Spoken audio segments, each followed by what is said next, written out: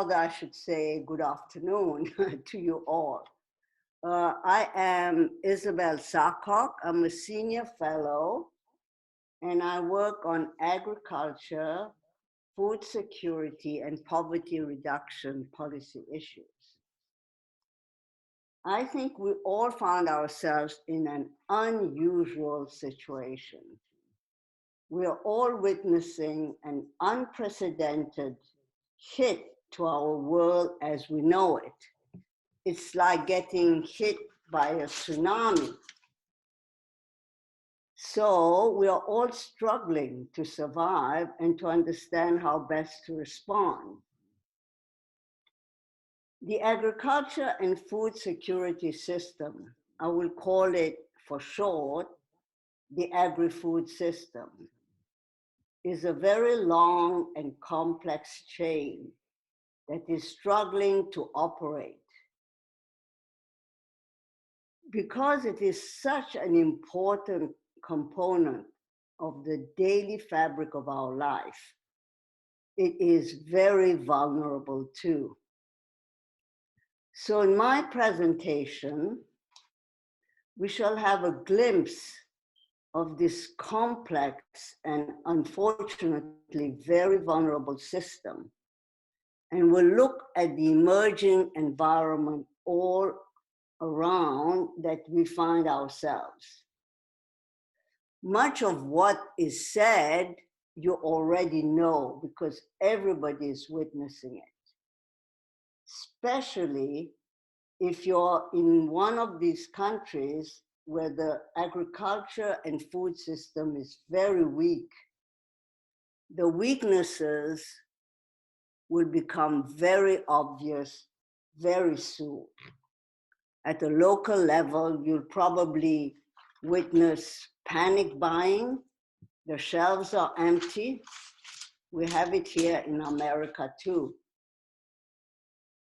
Then at the business level, if you're in the business of producing food, you may not get your production inputs, or you may get it very late, and then you cannot store and you cannot sell.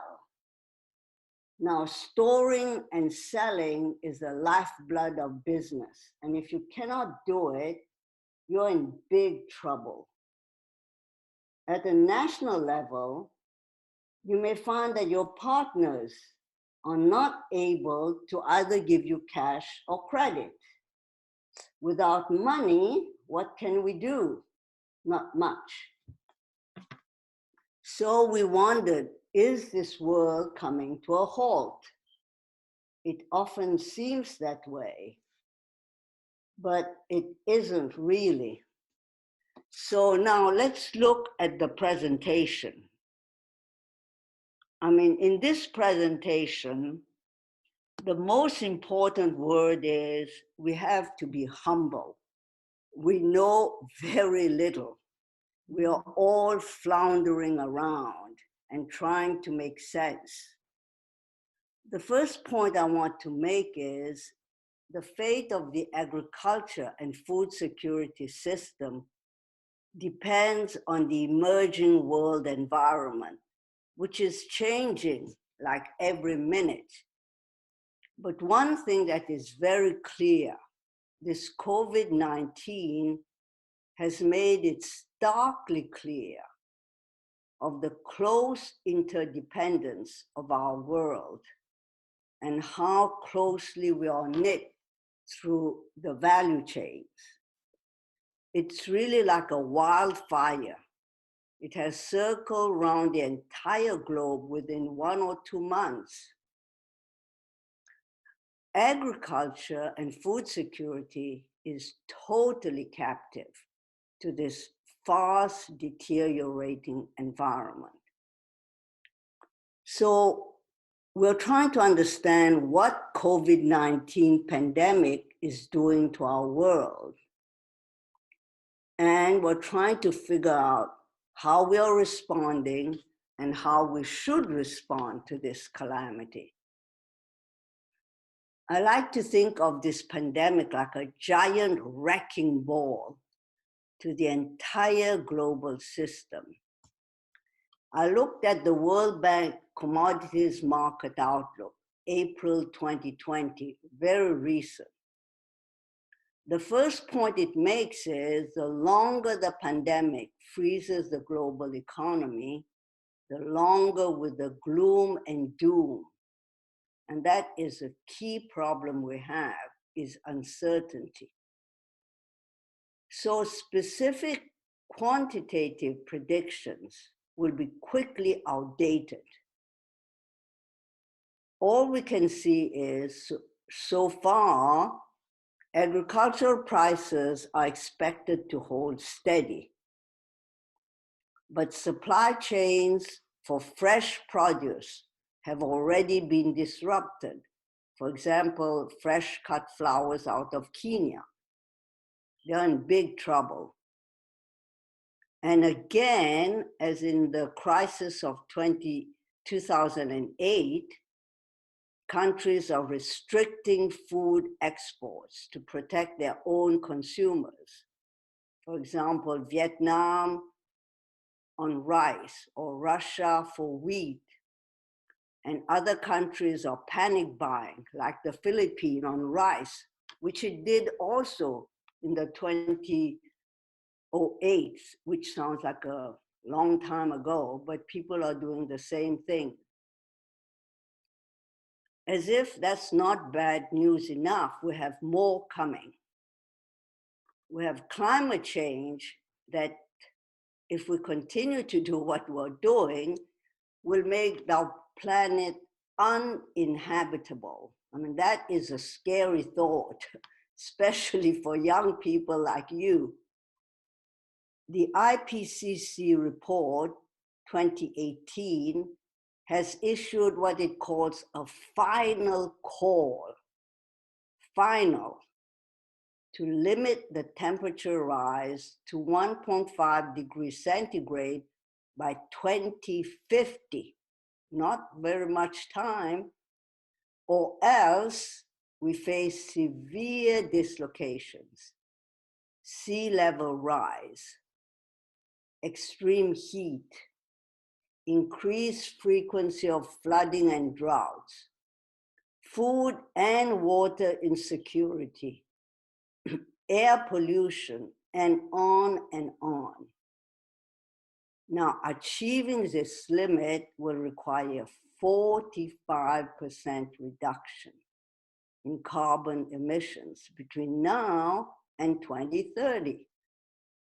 2010, I should say, not now, it's only 10 years from now. I mean, this is a steep hill we are to climb. And as if this is not enough, we're told that there's an increased danger, frequency of pandemics. Why? Because of the environment we're creating that is very conducive to that. Warming climate, increasing population, urbanization, we're all kind of close together, and then increase animal and human interaction through all our livestock activities, changing patterns of bird migration, inadequate sanitation in so many countries, and poor food handling methods. Apparently, there's solid scientific evidence that warmer temperatures will lead to increased transmission of disease. So climate change, they find, has been partly responsible for increased occurrence of vector-borne diseases, like the Asian flu in 57, the Hong Kong flu in 68, the Russian flu in 77, the Saudi Arabia fever al-Qumra 95, and the SARS in China from South China 2002. And now we're bang into COVID-19. So you can see the years, there's not many years separating them. So we really have to figure how we're going to live with a world of pandemics. So the havoc that this thing is inflicting on us all, the recession, everybody has heard about the recession, both the supply and demand for agricultural commodities. Now, you cannot hit something more than that when you hit both supply and demand. It undermines food security, and it's going to wipe out all the hard-won gains in poverty reduction.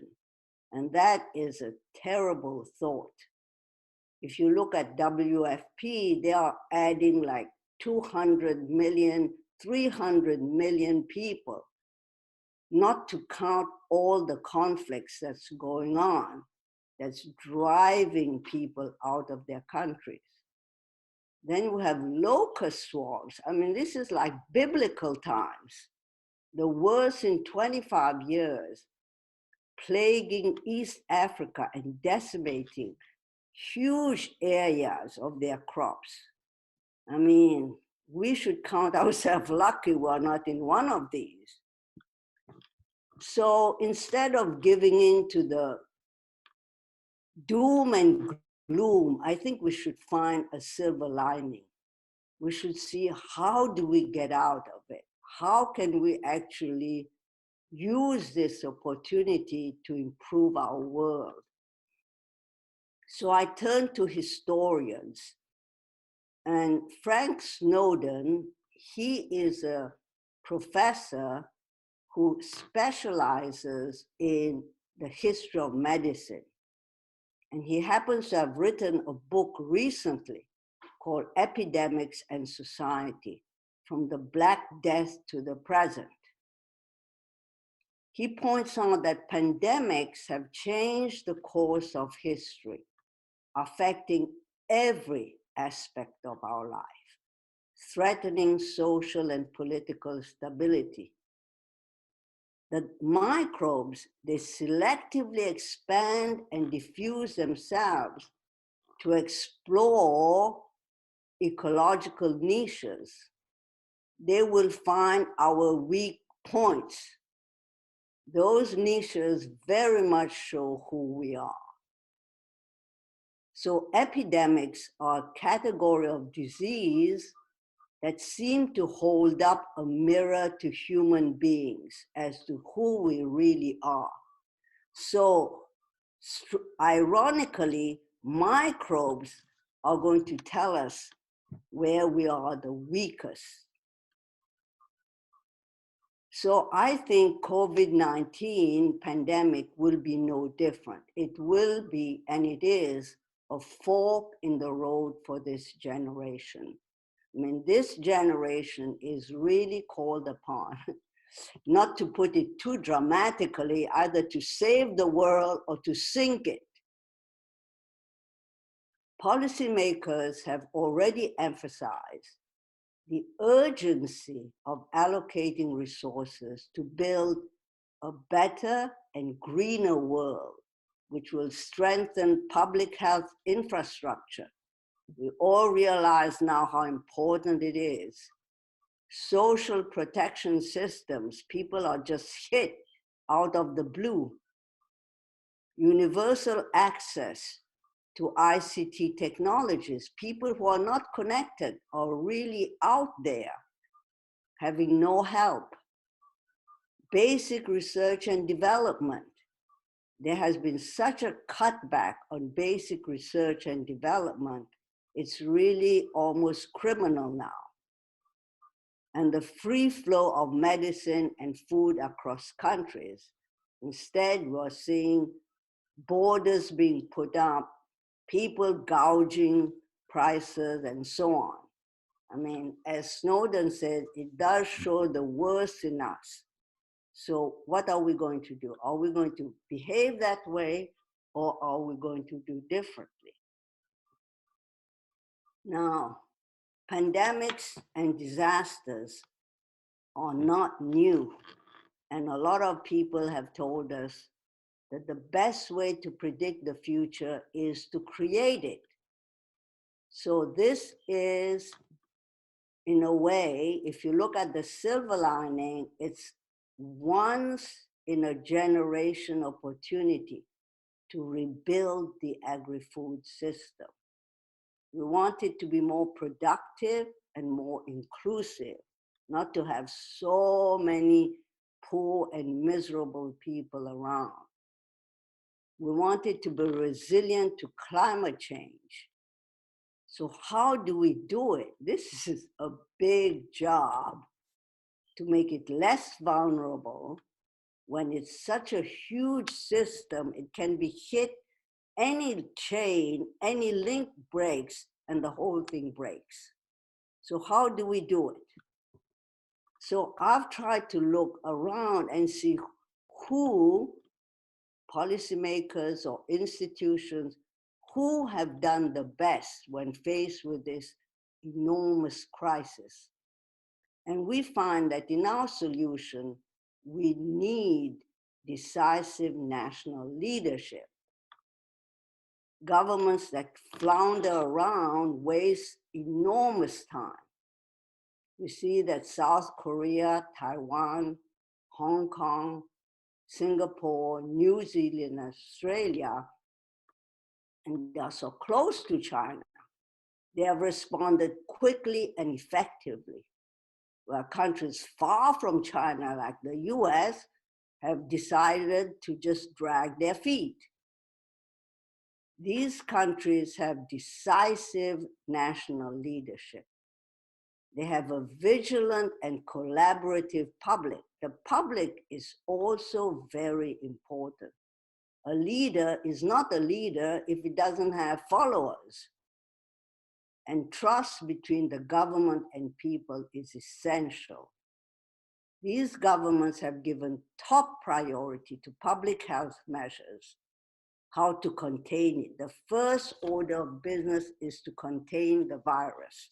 We are at war with the virus, not with each other, but with the virus. So simultaneously, they have exactly implemented social distancing, extensive testing, contact tracing, isolation, and treatment. I mean, all of these requires an enormous machinery of government and resources deployed effectively. Interesting, not the big countries that did that. Then we find, when we look elsewhere, we find there are two tendencies. Either we decide to be transnational and multinational, or we decide to put up barriers and to close in. The heavy cost of implementing these public health measures threaten and far support the financial capacity of many local, state, national authorities, even in rich countries. And I'm talking of the USA. It's a big problem. Therefore, measures that have been suggested or taken include strengthening institutions of solidarity, meaning we are all in it together, solidarity, not you're to blame, I am okay. And launching a swift, sizable, and symmetrical fund for recovery and for building a green and prosperous European Union. That was by Christine Lagarde. And when I look at the bank is relieving the debt of all IDA countries and fast-tracking COVID-19 related health projects in many member countries. But there are others. They are not just these. It's just lack of space. I just picked these two. We find also regional and global approaches where leaders have insisted and emphasized the point of solidarity beyond one's borders. to recognize this global pandemic requires a global response, not putting up walls like in the United States. The Asian ministers endorsed setting up a regional fund to address the substantial recovery needs from this pandemic. It is going to be enormous. And I see the African Union has called upon the non-aligned movement, which is most of the developing world, to support its demand for suspending, indeed even canceling, all the debt Africa owes, because Africa is going to be reeling under the onslaught of this COVID, like all of us are. So to conclude, I say, this is my view, that a global pandemic really requires a global response. We hear often, we're in it together, we're going to rise and fall together, and we need to work beyond borders. But just as often, we hear other people say, oh, no, no, no, no, no. Now it's time to clamp down. Now it's time to close borders. Now it's time to blame each other. Now it's time to get into some kind of fight. Well, as much agriculture and food security policies really require rethinking in view of the new frameworks and priorities. And let's hope that those people who want to build a better and greener world wins. Otherwise, I think we all lose. Well, I don't want to be too pessimistic. I am an optimist by nature. You have to be an optimist when you're in development. Otherwise, you're just going to be moaning and groaning all the time. So, thank you all. And I hope I will hear from many others who have ideas on how we're going to climb out of this big hole. Goodbye, and thank you. And I hope you all stay safe.